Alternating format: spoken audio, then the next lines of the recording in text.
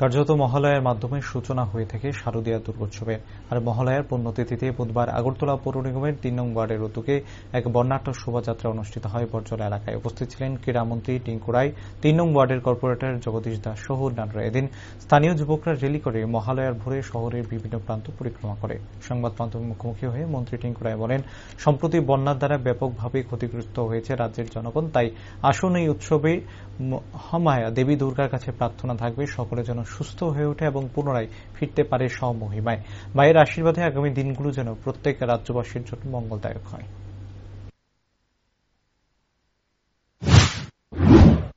সবাইকে শুভেচ্ছা। আজ থেকে মাতৃপক্ষের সূচনা হলো, দেবী পক্ষের সূচনা হলো। মা মূর্তি আসছেন, সকলেই মিলে আমরা মায়ের পূজায় ব্রতী হয়েছি গোটা রাজ্যবাসী।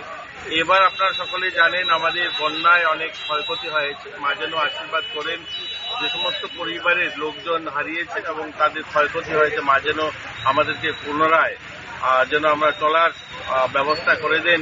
মা যেন আশীর্বাদ করেন, সকলেই যেন পুরো বছরটা আমরা ভালো থাকতে পারি, সুস্থ থাকতে পারি।